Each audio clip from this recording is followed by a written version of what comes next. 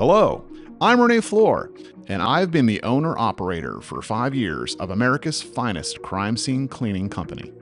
Hey guys, this is Michael. I've been working with Renee for coming on 3 years now, a year as his general manager, and loving the experiences that every day brings us in this industry. Hi, my name is Holly Taylor, and I've been in the hazmat industry for 5 years, and I'm finally ready to share my journey with you. And I'm Sam. I'm a videographer and sound engineer, and I've been working with Renee for about a year now.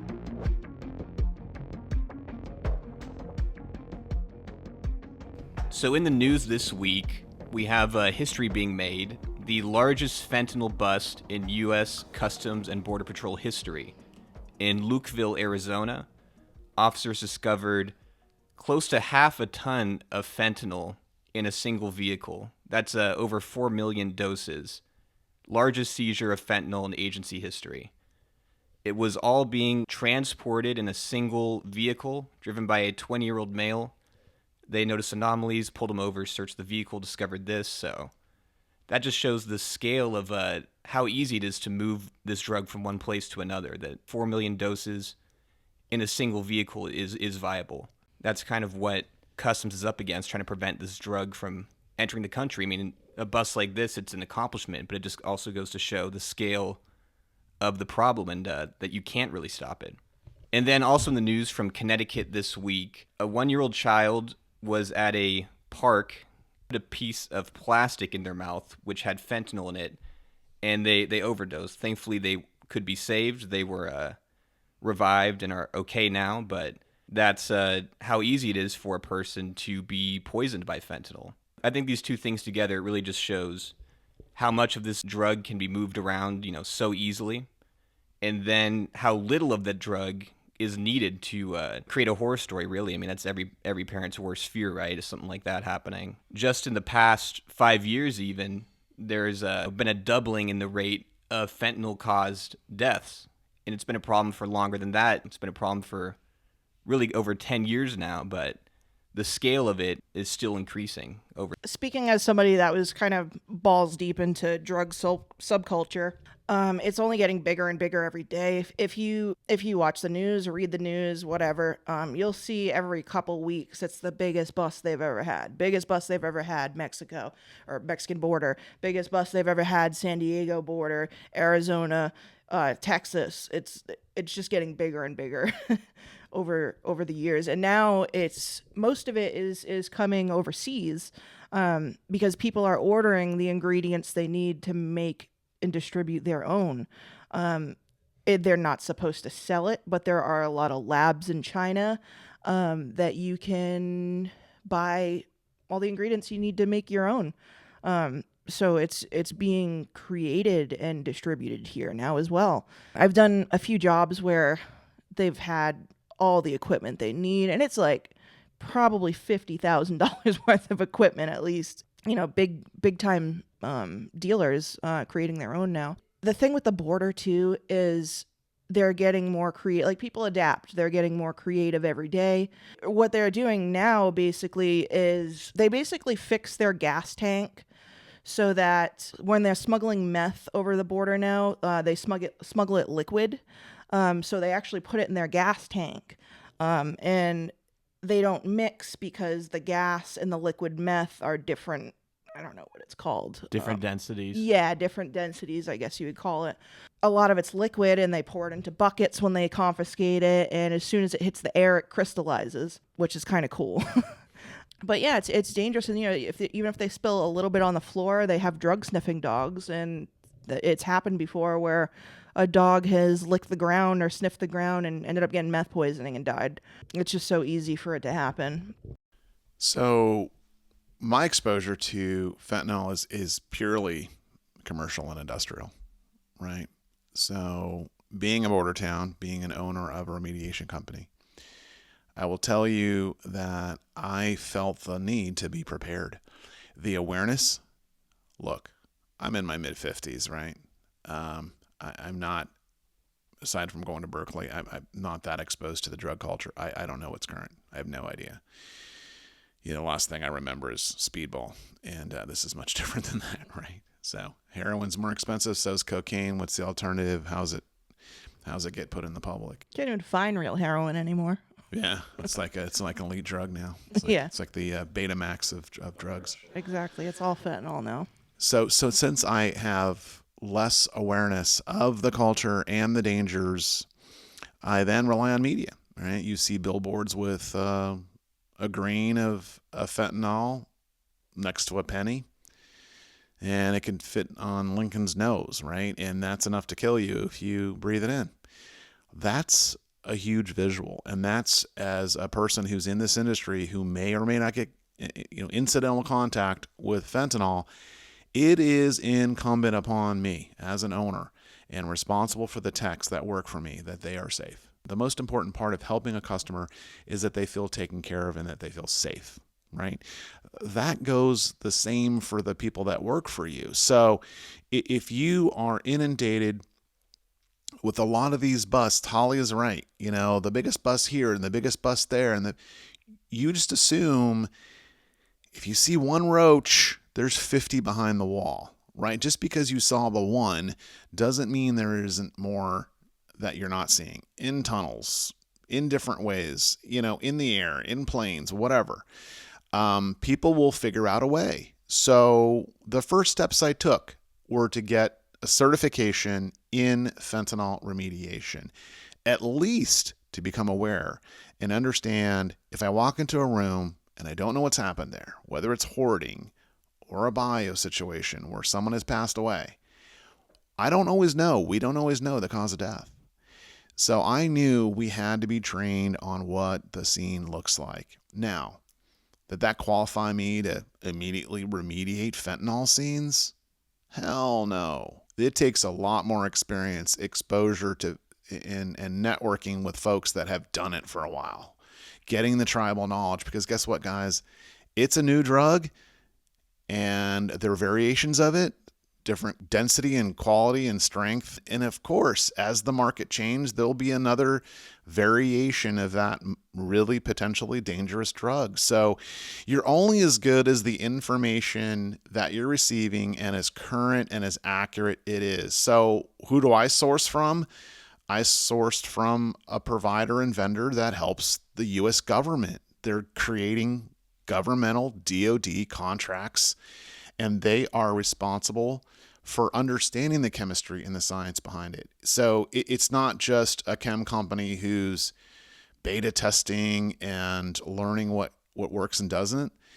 There's a full-blown lab, and that's the source I went to because that seemed logical to me. But luckily, I've got people on my team that have further knowledge of what's out there, and I'm blessed to have it. It's invaluable. Yeah, the first time I had realized how dangerous fentanyl was is when I overdosed on it. When I was maybe, had to have been 17, 18 years old. I don't know how we got our hands on it, but we used to get 72-hour fentanyl patches that are used for like people that are dying. One of my buddies and I would cut the patch in half and chew on it for an hour. I had no idea how dangerous that was. It got me high, so I did it. It wasn't until much later that I realized what fentanyl was and that I did overdose on it. As I honestly didn't know that I overdosed on fentanyl. I thought I had really strong heroin, but it was definitely fentanyl. And after that overdose, it was just I grew up in New England, and Boston is really, really bad for opiates. Has been for a very long time, and that was the start of fentanyl in my life, and all the people that it took from me, and all the lives that it's ruined, that of the lives of people that I care about. I just lost my cousin a couple years ago from a fentanyl overdose, and the crazy thing is the dealers aren't being held responsible for anything. The dealer that sold my cousin the blue M's, which are fentanyl, showed up at her funeral. I couldn't believe the balls showing up at her funeral. And it's not like nobody confronted him or said anything out of respect for my grieving family. But that's another problem too, is the dealers aren't being held responsible enough for all these deaths. I will tell you, the more we get involved in this, the more we learn. So Holly and I spent a week in Las Vegas at a coroner's convention.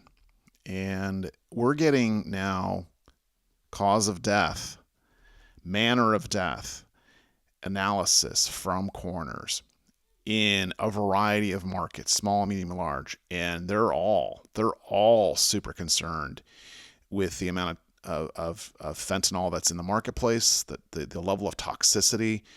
There's such a big range of major overdose versus minor overdose and tolerance and all that. So there's a lot of discussion on the variety of strengths of fentanyl. But what really surprised me is that the care and effort that coroners take to understand how to label a manner of death. An example that kind of surprised me was a boyfriend and a girlfriend have a drug dealer come over to their apartment. They purchase fentanyl, and the boyfriend, who's more apt at understanding how to give fentanyl, injects fentanyl on his girlfriend, and she has an immediate overdose. They don't save her. She does die. So it was such an extreme, even though they used fentanyl, that the type of fentanyl they were using was just too strong, and they did not have enough time to revive her. Okay. As Joe Public, I'm thinking that's got to be manslaughter. The boyfriend weaponized knowingly a drug, injected his girlfriend, and she died.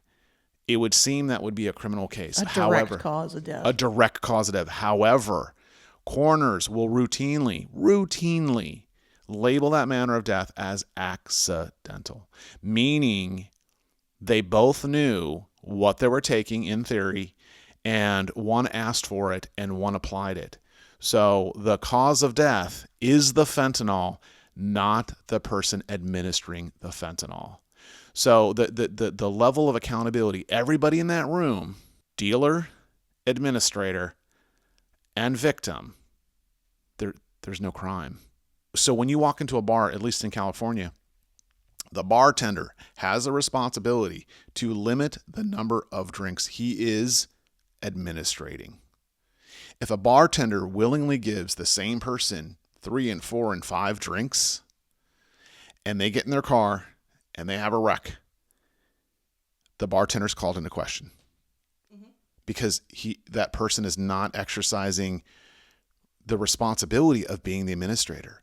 So why is fentanyl different? Because it's an underground, unregulated drug, and our only solution is just say no. The just say no doesn't really work for abstinence.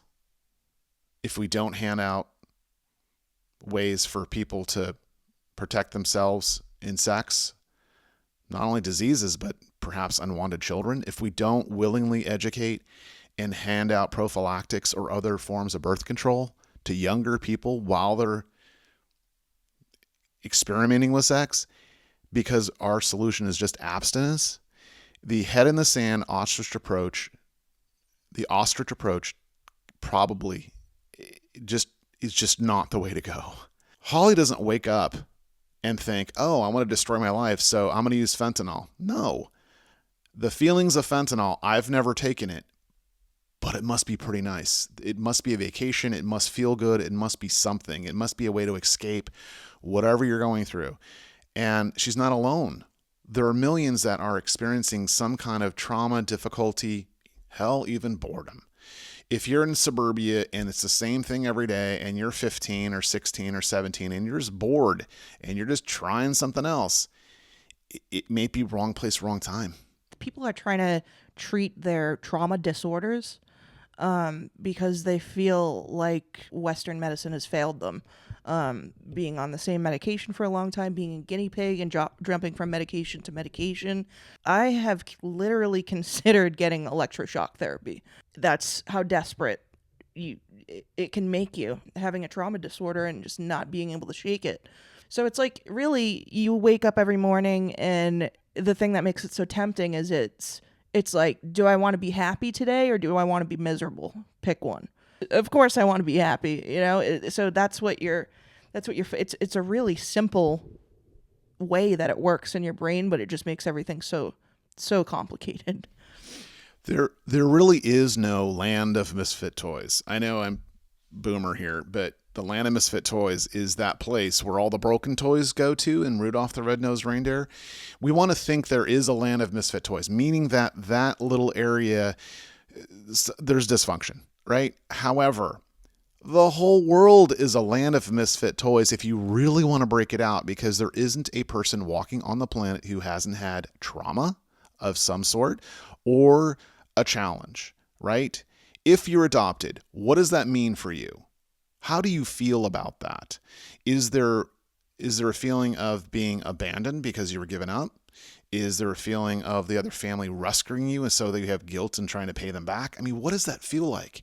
If your parents are hippies and they just rove about the country they don't settle in one place, is that a great experience, or is that a feeling of instability? So, and those are just two examples we have in the room, and it doesn't. We're not talking about fentanyl being a problem of the homeless or a problem for someone who is PTSD and they're now self-medicating. Everybody walking this planet has a challenge, has an obstacle, and they want some relief from that. We see that in alcohol abuse. We see that in all kinds of different cases where people are looking for a solution. And I'll tell you, the first step is realizing, hey, there are some behavioral health or medical health issues and mental health issues that I need to look into, and to realize a lot of us probably have some of that, and to normalize that and to make it okay to raise your hand and say, man, I just got back from the war and yeah, I'm not all right. And it's okay, and to understand that that person needs help and to acknowledge it and needs support. And so it's not a stigma to raise your hand and say, yeah, I see a therapist every week and we're working through some of these issues. So it's not just for the homeless guys. It is a potential to be a false solution for many people that are just looking to do something different. Absolutely too. And I feel like a lot of people use, I know this sounds really fucked up, but a lot of people use for their family, because when you're high, you treat everybody better. Especially when you're in the middle of struggling with addiction, it's near impossible to be kind to the people that you adore, which isolates you. So you isolate yourself, and you know that if you use, you're going to be able to take your kid to the park, or you're going to be able to help him with his homework, or take your wife or husband out to dinner, or just do the things that you're supposed to do.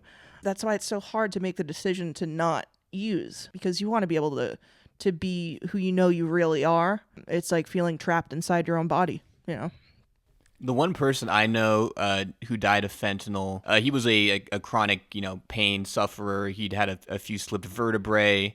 He had been on prescribed opiates for a while, and then, as sort of happened, about 5-10 years ago, doctors started to cut off a lot of pain patients because of the bad press surrounding OxyContin, which may have been a good decision, and that nobody wants to be the next Sackler, the next person who got their patient addicted to heroin. But when he was, cut off of his pain medication, I talked to him around that time, and he was trying different things. He had tried meditation and, massage therapy, and he'd gotten pretty fit. I mean, he'd lost about 100 pounds and was lifting weights and such. So he was doing everything right, but damage to your back, damage to your spine, it doesn't just go away because you, start working out. So when he overdosed, I hadn't talked to him in a few months, but I assumed that he had started using street drugs in an attempt to treat his pain. So that's another major factor for why people seek out these drugs, chronic conditions, chronic physical pain. If you're suffering physically or mentally, it allows you just to get through the day. So it's appealing for that reason as well.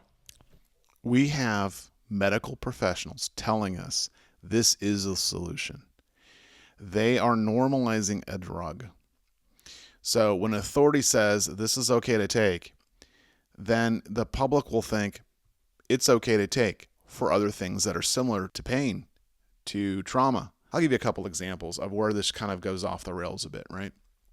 So my father-in-law is 78, and he died a couple times, meaning he was pronounced dead. He had been on hospice for a year and now is off hospice. But during all that time he's an alcoholic, battling alcoholism, and having to stop alcoholism because of the severe health issues he had, the doctors replaced alcohol with opiates because his body was just worn out. He had a physical blue-collar job. He had aches and pains. He's older. He's going to have more of these symptoms because he's been alcoholic. He's going to complain of pain. They've basically replaced, I know it's not funny, it's just crazy. I don't mean to laugh. It's more of a nervous laughter, but they've replaced, it's really crazy. They've replaced alcohol with something far more addictive, right? And on top of it, he's not getting that on the street.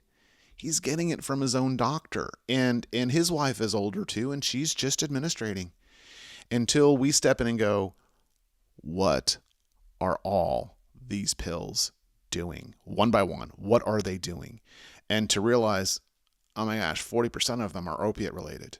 What are we doing? At some point, how are we titrating away from that so then he can start to feel more and deal with his physical pain differently through physical therapy, through support? It is a longer journey, but fentanyl is often a shortcut, and it's not really meant for that. Really, it properly administrated, fentanyl was designed to handle acute pain in the time of like operations or difficult procedures too, because it's a fast acting drug. It's not designed for long-term use. So that's a huge problem. Secondly, I have another case where a friend of mine has had a skiing accident, and he's my age, right? And so he is more conscientious about what he puts in his body, because guess what? We're more informed. Our generation is more in tune with trying to live longer and kind of question what's in our food and the pharmaceutical companies, because we're one of two countries that still advertises pharmaceuticals. If you're in tune with that, then you will question even the time of trauma and accidents. When you have a skiing accident and you fall off a mountain and you're in traction, you still have the wherewithal to ask, please, I want no pain medications that involve opiates. None. We have to get you an MRI, sir. And in order to get you in the MRI with all your broken bones, you're going to need some kind of pain medication. That's fine. I don't want something opiate related. He was given Percocet. And he asked again, I don't want anything opiate related. That's fine, sir. We're going to give you Percocet. Sign here. And after literally the first dose, nothing. The second dose, 4 doses of Percocet. And he's like, all right, let's go to do that MRI. And of course, he's all mangled up, and they're trying to jam him into a machine and get him to calm down, right? And it's not a quick process. So they lied, or they withheld truth. And that's from the medical society. I used to take my uncle, who's a massive addict, to his pain management appointments. This doctor ended up losing his license because somebody, or multiple times, overdosed in his waiting room. So he was getting big bucks for over-prescribing people, like an insane amount of opiates. He lost his license. I know that because I went to go pick up a prescription for my uncle, and there wasn't one pharmacy in the entire state of Rhode Island that would fill the prescription. He was being charged for the bodies that were in his waiting room. And then once you don't get it anymore, you start buying it on the street. And OxyContin can be over $100 for one pill. You could probably easily spend a couple of grand a day. You start buying heroin because, this little $40 bag will last me all day. I would have to spend $400 if I was going to go buy oxys. So it's a lot easier. And then we did it again with fentanyl. It's stronger, it's cheaper, and we're going to keep doing it. This is, unfortunately, I feel like this is part of evolution. We're just going to keep finding a way. That's what we do. The other thing I think is that, look at the drugs people used in the past. I mean, there's a lot of people who used cocaine throughout the 80s, or they were using meth and LSD and whatever else in the 60s and 70s. Those drugs can be dangerous, some of them, sure, but they won't just strike you dead in an instant the way that opiates do. I mean, it's kind of sad. In a sense, I almost feel bad for young people nowadays, because it's like they can't even experiment harmlessly with drugs to some extent. and then later say, oh, this is kind of stupid. Like, I don't want to get addicted. I'm going to pull back on this. You know, I mean, I think in some sense it's normal for a person to use drugs potentially for years and then eventually say, you know what, this isn't for me. I'm going to stop. And you can do that, you know, with alcohol. You can do it with cocaine. You can do it with meth. But with fentanyl, it's like I remember when I was a kid, there'd be all the ads about the long-term effects of meth, you know, the horrible teeth and the sores and the emaciation and all that. But you don't even see ads about the long-term effects of fentanyl because people who use fentanyl regularly, they just die before it can even take that huge toll on their health the way that meth does. You know, There is no long term. there is really no long-term fentanyl user. I mean, you have a shelf life of probably 5 years at best, and then you're probably looking at an overdose unless you're just, you know, so lucky. Even if you're not setting out to use opiates, that fentanyl could be in anything that you get, you know, on the street. So it's kind of ruined even just the ability to use drugs in a quote-unquote normal way, the way that many people have used drugs in the past.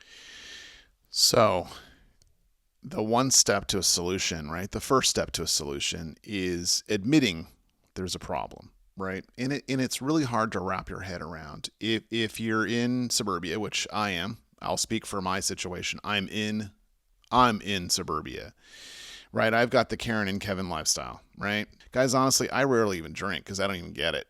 I'm like, what am I trying to do here? You know, drink my way to having fun.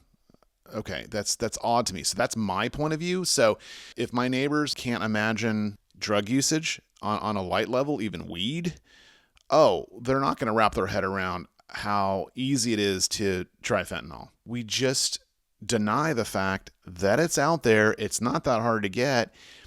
And you're going to experiment with things. In our generation, right? Look, I tried coffee. You know, if I had a lot of work to do in high school and had to drink coffee to stay up all night, I did it. Did I abuse caffeine? Hell yeah. But what's the consequence of abusing caffeine? The runs, you're up for a while, the shakes. If you're old, you might have a heart attack. Okay, but you got to be pretty old and pretty unhealthy to get to that point, right? So fentanyl's that next thing of like, it's available, it's fun, it feels good, and people are doing it. Yet you just don't get the shakes or sweats after it like you do like too much caffeine, right? There's a much bigger consequence to doing that. But we have to admit it's there, it's available, people are trying it, and now how do we respond? What is the path that leads to fentanyl abuse? Is it because they're trying to wean themselves off Oxycontin, or are they self-medicating, or is it just someone experimenting? But the bottom line is, admitting there's an issue and it's out there is the first step to solving some of it, regulating it and remediating it and making our youth and everyone else safer, right? People like to act like you get addicted to something overnight, and it's not like that at all. You know, you start using and it turns into a routine very quickly, and time goes by very quickly.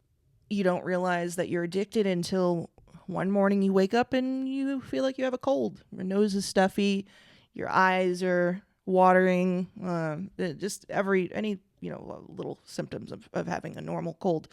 And you use and it goes away. And that was probably one of the hardest things that I had to admit. Oh my God, I'm addicted. My body is now addicted, not just my brain. My body is now addicted. Now I need help. And then you go get help. And they treat your opioid addiction with a partial opioid, which would be Subutex, Suboxone, methadone. And honestly, it's just about the same effect as when you're using heroin. At least that's what it felt like to me. Suboxone is very strong. I was taking 3 8-milligram Suboxones a day, which I believe that's the max that you're allowed to take. If I were to take a slither of one little pill and share it with one of you guys, you would be laying on the floor sweating. It's a really strong partial opioid. So they treat you with that, and then they don't tell you that the withdrawals for the Suboxone are heavier than your heroin withdrawals. It took me exactly 30 days to get myself off Suboxone. I did it right before I met Renee and started this job. I thought that lockdown would be the perfect time to do it. I don't have to go to work. I don't have to do anything. I could just lay in bed.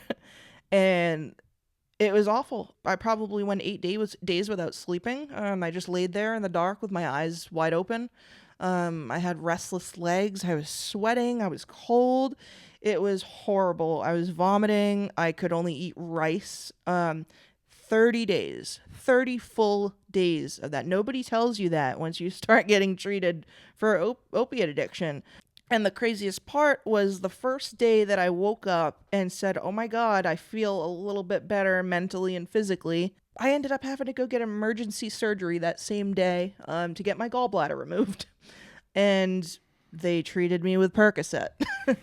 So it was, they knew that I had just gotten off Suboxone, and they actually gave me more Percocet because of that, because I have a tolerance. So here I am at the hospital. It's COVID, so nobody could be there with me. And I'm just laying there high thinking, I just spent the last 30 days suffering, crying, miserable, trying to find drug dealers on Instagram, trying to find I got ripped off on Snapchat. I didn't just do it bravely. I tried very hard to relapse. I'm not going to lie. I tried Reddit, I tried Instagram, Snapchat, and I only got ripped off, which now obviously I appreciate that now. But I did try. And nobody knew. But I'm off of it now, and I just, anybody that's on Suboxone or Subutex, like I if you're getting off of it, work with your doctor. Definitely work with your doctor. Don't just take yourself off. It's really dangerous, and you could end up in a worse spot than you are now. So I got called, being newly trained in fentanyl remediation. We get called by Oceanside PD.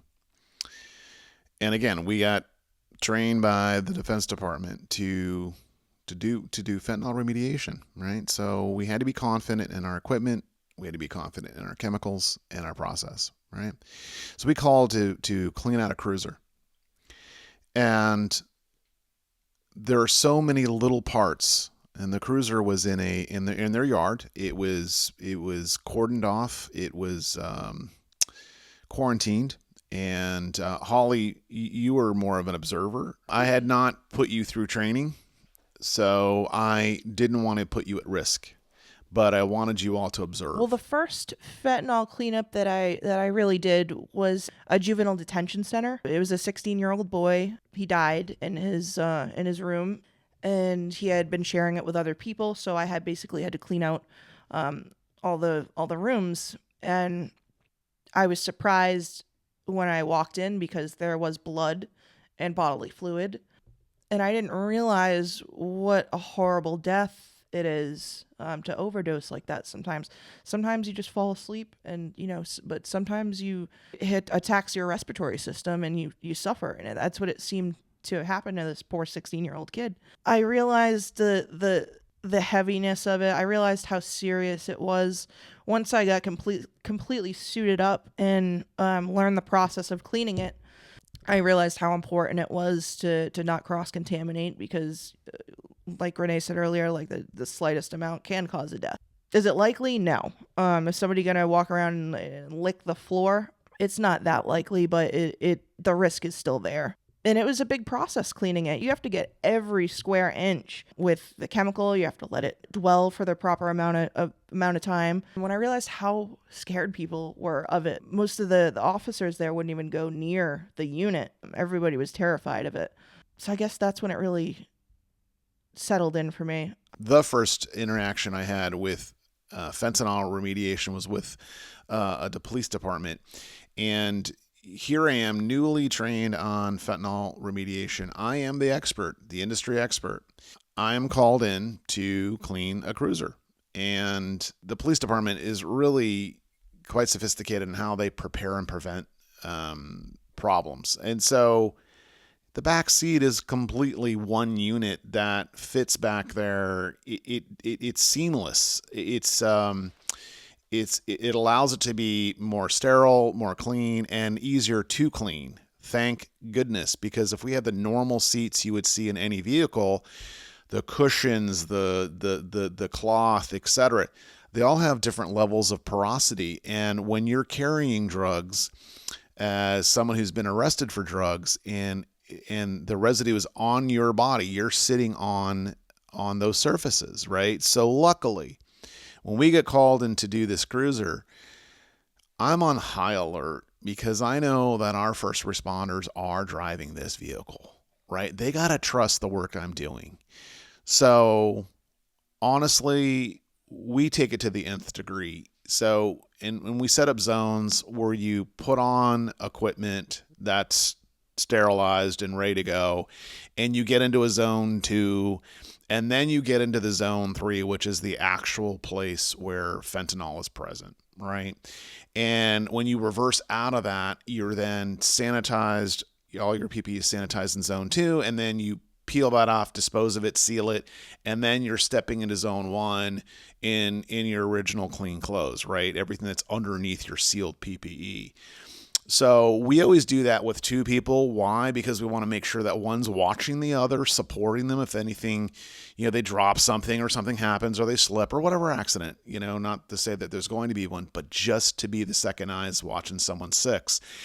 And not only watching it, but watching it with the potential to save you, to help you, even with a dose. Have that Narcan ready. Right, have the Narcan ready, right? And so in zone 1, there is a cart ready with all that contingency, extra chems, extra PPE, extra Narcan, and it's right there, right? So we used probably, honestly, 4 times the amount of chem that we needed because we just knew that it probably wasn't this one person they arrested and put in the back seat. It could be others too, and there's other stuff in that cruiser. So, man, we had every square inch of that, and we multiplied the dwell time, right? So we follow the guides of what we're doing and how we're trained, but just as an extra precaution because we know the sensitivity of it, we know who's involved, and the next person they arrest is gonna have to sit in that same spot. That person's got to be safe. If they're pulled over for drinking and driving or whatever that they're pulled over for, and they die of a fentanyl overdose that happens to be in the back of that cruiser, that's horrible. And then you have the 2 officers, driving the vehicle all day long. There's just so much at risk and at stake.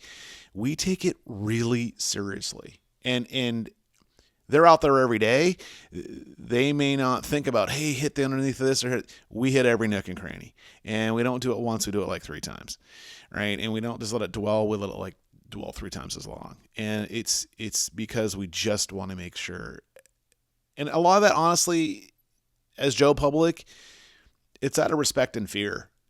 I don't have a relationship with the fentanyl use. I'm not cavalier about it. To me, it's really scary and it's really urgent and it's really important.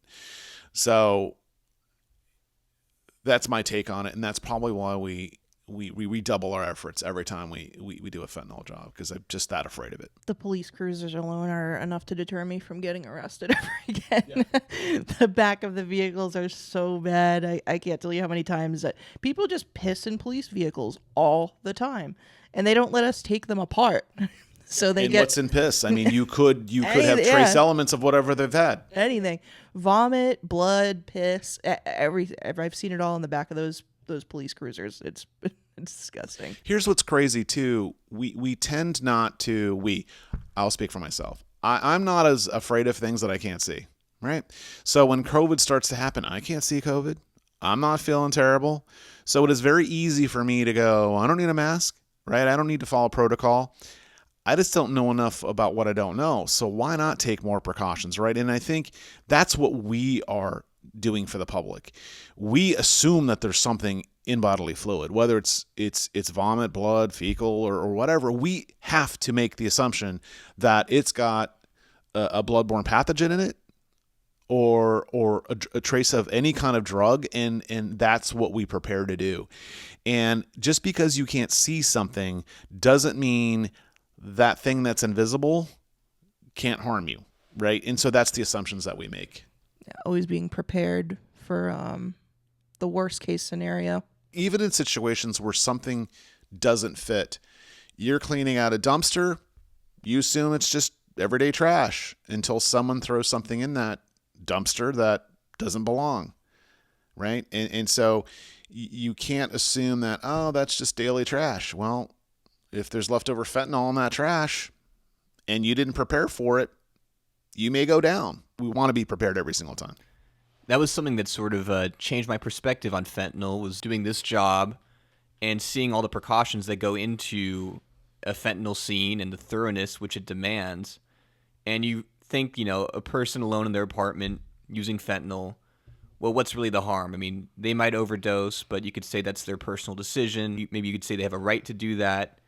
But then you look at after they're gone and nobody knows where they were keeping that fentanyl in that room, how much of it they had there, where they were using it in the room, where it could have ended up. And then just the level of PPE that's required, going over the scene with a fine-tooth comb, looking for every hint of use or potential use. The fentanyl test kits, those aren't cheap. The chemicals that neutralize it, those aren't cheap either. Just the cautiousness with which you have to approach it, it's like it's anthrax or something. So you think, a person using that drug, they contaminate the scene, to such an extent that it can be hugely expensive, not to mention stress-provoking, to get it back to where it's habitable again. When you're in a huge house, there's contents obviously everywhere. Let's say somebody overdosed and died. I've done a job like this. Somebody overdosed in their room. You don't know what their routine was. You don't know what's contaminated in the house. You have to treat everything like it's contaminated. That's a lot of chemical, a lot of time, and a lot of money. A lot of labor, too. You don't know. Usually people that use have rituals. There's going to be a hot spot in every house, whether it be an area where the user stood there and smoked, and on the ceiling, it'll be hot for fentanyl if you test the ceiling, because they're smoking it. It could get hot anywhere. They could be hotboxing their room smoking it. And that's what really what makes it really challenging for me, at least, is when it's smoked. And just not knowing what their routine was, where they use. So you like I said, you have to treat everything like it's contaminated, and that's extremely difficult when it's a house full of contents. and that's something that, look, when you own a home and you rent it, right? You've got insurance on that home, but you don't control what your tenants are going to do in the home. If you've got a tenant that is a habitual user and uses fentanyl in different ways and in different parts of the house over a year's period of time, you've got a real big issue, because then you have the absorption rate in a variety of places throughout the home. What happens to a wall where fentanyl is being smoked, and the absorption over a year's time gets not only into the paint, but the drywall. It is a difficult conversation to say, we've tested in many locations and they're all positive, and we have to remove this wall and the floor. There's trust there. You have to rely on great testing to say, we've remediated surface and it's still coming up positive, as our recommendation to keep going. And you can continue to remediate that with chemicals, but at a certain point, you've got to simply then remove, because you can't leave traces behind. You just can't. This is not odor.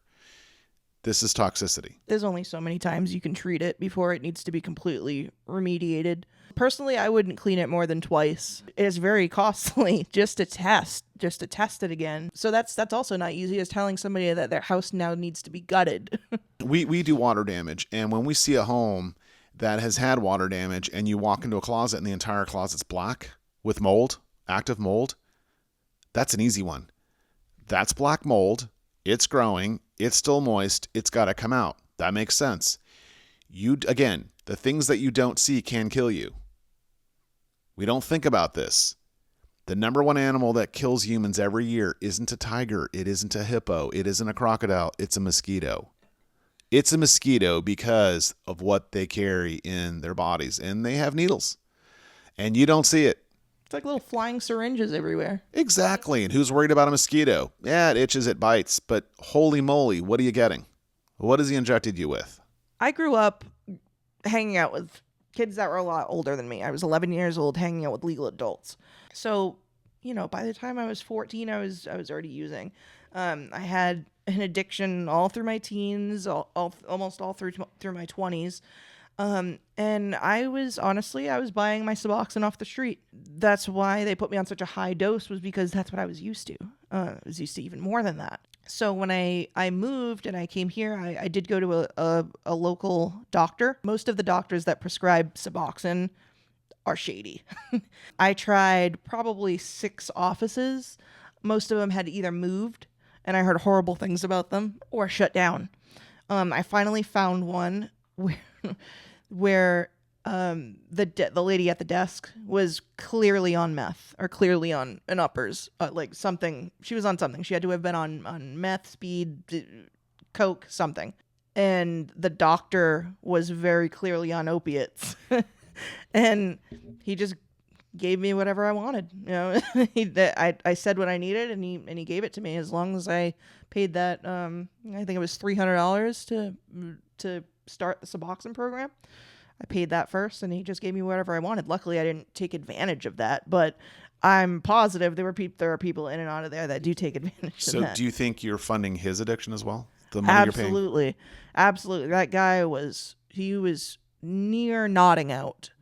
While I was talking to him, I was like, wow, this guy is just as fucked up as I am, and he's treating me. I failed a drug test, and they still gave me Suboxone. I had taken a Xanax for anxiety, and I failed the drug test, and they still gave me it. So I'm like, okay, so people can come in here and just fail their test. They used anything, heroin, whatever, because people do like to go sell their prescription, and then they buy heroin or fentanyl with it too. So what I'm hearing is you're someone that said, hey, I moved to a new city. I'm no longer in my hometown where I know things are sideways maybe. You come to a new town, not a small town, and you're like, well, my first stop should probably be a doctor. Yep, I only had enough for 1 month when I moved here. And it wasn't one doctor. It sounds like you visited half a dozen doctors. Quite a few. That in every single case where you were trying to get help, the help they were giving, the solution they were giving you was actually another addictive solution. Yeah, Suboxone is a partial opiate, and sometimes stronger than. I think it's stronger than Percocet or Vicodin. I think it's a lot stronger. It's a pretty serious drug. Let's say you're addicted to fentanyl, and the doctor's solution is to put you on another reduced or different type of opioid to get rid of the first one. It's still not a solution. And so after 6 doctors giving you that solution, what's next? Where does one go? Well, it's not a solution. It's just a safer option. You're most likely not going to overdose on Suboxone if you have a tolerance like I did. So it basically assures me that I'm not going to die when I use. I was on it for quite a few years too. Honestly, it was worse. Getting off of Suboxone was worse than getting off heroin for sure. So when you're on Suboxone, you have to come up with your own solution to say enough of this. Absolutely. And you're on your own, just cold turkeying. Yes. Or titrating at least. Yes. I knew I had to get off of it. I was nearly falling asleep at the wheel. I wasn't really one that nodded out too much, but if I was driving, I would get tired, and that was really dangerous. I drove across the country like that, having to pull over and sleep for 15 minutes so that I could continue on. So I knew I needed to get off of it eventually, because the longer I waited, the worse it was going to be. And that's the thing with rehabs too, is they won't admit you unless you have something in your system. So if you are using and you try to quit cold turkey and you try to go to a rehab, they're going to test you. And if you don't test positive for anything, sometimes they will not admit you. Yeah. So anytime I've had to go to rehab, that's what happened to me. I would try to stop on my own and realize I need rehab because I might die. And I go and I don't have anything in my system, or I have something, a little bit of something in my system. I've had to leave rehab and buy a bag of heroin and then go back. That's just the way it works. So in a sense, rehab only gives you the tools to do it by yourself.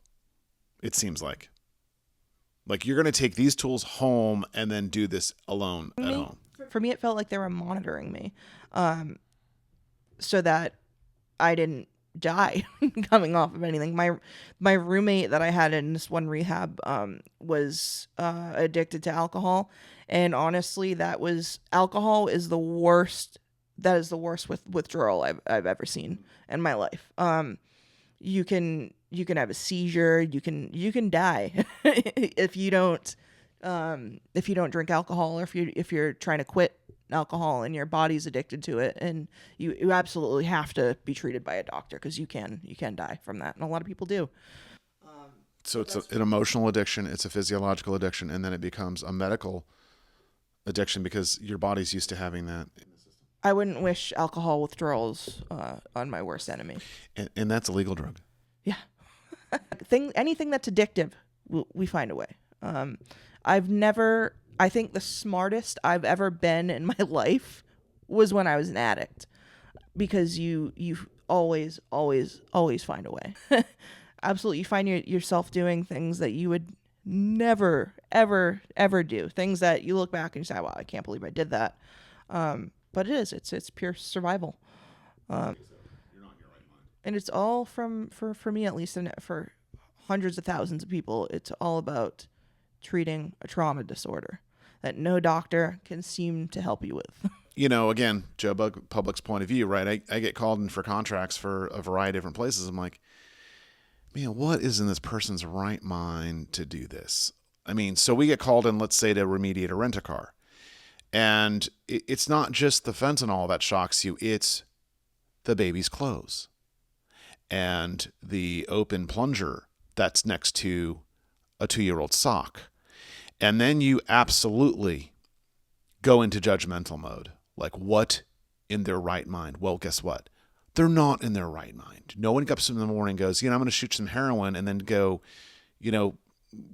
change my kid's diaper, or not. No one wakes up wanting to do that or thinking that's a good thing. But it's like boiling a frog. You got there, right? And so when we see these scenes, like a rental car, right? That is a public vehicle at that point. You don't know who's been in there, and you don't know who's left it, and you don't know what they've done in it, right? And so it is shocking on how much we have to not only treat, but how much we have to destroy just on the hunch. That's after a negative test, right? So when you test a car 18 different times for not only fentanyl and opioids and amphetamines and barbiturates, it's a big panel, because you don't know what else has accompanied that fentanyl usage. Right? You have to treat, look, it's a public vehicle. So when you take out seats and headliner and everything, carpet, that seems excessive. It's not. The things you can't see can kill you. And it is easy for us to be dismissive, like, I would never see myself in that place where I've got a 2-year-old in the back seat and I'm shooting heroin in the passenger seat while my husband or boyfriend or baby's father is driving me somewhere else. And who knows where they're escaping to. Your brain is working full time to justify everything when you're going through that as well. You can justify basically anything. I could punch you in the face right now, and I would somehow find a way to justify it. One of the more shocking things that I learned as well about fentanyl use was sometimes users, they will urinate in a bowl and then allow it to evaporate because they can get the drug back out of their urine. Actually seeing a scene where a person had been doing that, it just really drives home that desperation. And on a level you want to judge, you want to say that's gross, how could you ever do that? But that's just what addiction does. It takes people to those places, makes them do unimaginable things. You can judge, but it doesn't change the fact that it'll happen. We just got back from Vegas, and there's an expression that everyone is aware of, right? What happens in Vegas stays in Vegas. So that can be a lifestyle. And again, like boiling a frog, it's what happens in my house stays in my house. And it might be a certain activity that graduates to a different activity, or has more people, or it's more involved, or escalates. And so that is now your new normal, right? And it is very easy for us to make assumptions. We get called routinely in to, let's say, remediate after gross filth or hoarding. We don't know exactly what's going on in this house. We routinely see bottles with urine in them. And we assume that, oh, well, there's a plumbing problem, and this is their way to evacuate urine and bottle it and dispose of it, right? But that's the judgment that we're making. The judgment is it's gross filth, it's hoarding, it's a mental disorder, et cetera, whatever the reason is, there's gross filth. But if we then layer in, oh, let's do a few tests because we're seeing a few things in this home that we're seeing cotton swabs, or we're seeing bottle caps, or some tinfoil. We're seeing evidence that there could be more here. Then we have to test everything. We just don't throw that urine away in a dumpster, right? It's incumbent upon us to remediate everything and to not make assumptions. So the first assumption, is they're just hoarders and they're gross filth. They've lost their mind or whatever judgments that we're doing. But at the end of the day, they got there not overnight. They got there how they got there, and they got there slowly. The situation that they're in didn't happen overnight. But what we're seeing is the end result of it. And maybe they died, and maybe that's why we're called in, or maybe they just split, and that's why we're called in. So whoever owns that property then wants to simply just clean it. And when they hire a junk company, they're not trained on any of this, right? So they'll do their darndest, and they'll be good stewards of your money, and they'll do it cost effectively, but they'll all put it in the back of a truck, and they'll go to the landfill, and they'll simply dump it all in there indiscriminately. If there's no direction to keep anything in a hoarded home, it all goes in a dumpster. Except for the things that aren't allowed, right? No oil, no paint, no batteries, no light bulbs. We get all that, okay? But a bottle of urine, there's no limit on that. There's no restriction on that. There's no regulation on that. That's just urine. You can actually take that to the landfill. Have you tested it? Did you look at any other signs in that scene? So it's our assumptions. Just because we can't imagine it doesn't mean it's not happening. This was an interesting story. A Reuters reporter sought out to buy the precursors to fentanyl. The way fentanyl is made, there are chemical precursors to it which need to be made in an industrial lab, and a lot of it is manufactured in China. But once those precursors have been made, they're very easy to ship and very easy to combine into the finished drug. You don't need to be a chemist to make fentanyl at all. It's basically just a matter of combining these ingredients. Quickly, they were able to order for the cost of $3,607 in Bitcoin, a substantial amount of precursor, enough to make over 3 million doses of fentanyl. Within, a week, they had the precursor hidden within consumer goods and shipped to them like millions of other Amazon or whatever packages that are shipped every single day. And that just really goes to show how difficult it is to block this drug, because these precursors aren't particularly difficult to make for those with the chemical skills, and they're easy to ship and then very easy to create huge amounts of the drug just using those simple precursors. Guys, this is not glorified janitorial, right? Firefighters run into buildings that are on fire. The police go to places where there are guns being fired. And why do they do it? Because they're making a difference. So when we go to a scene, we go in with our eyes, and we are there to protect the safety and health of ourselves and our clients. Period. End of story. And the more training we have, the more we employ in our jobs. And that is not just janitorial. I know it seems like it, but just a disclaimer. Thanks for listening, everyone. If you want to check us out on social media, our TikTok is America's Finest CSC, and our Instagram is AF Crime Scene Cleaners. Next week, we'll be talking about hoarding. You might want to tune in for that.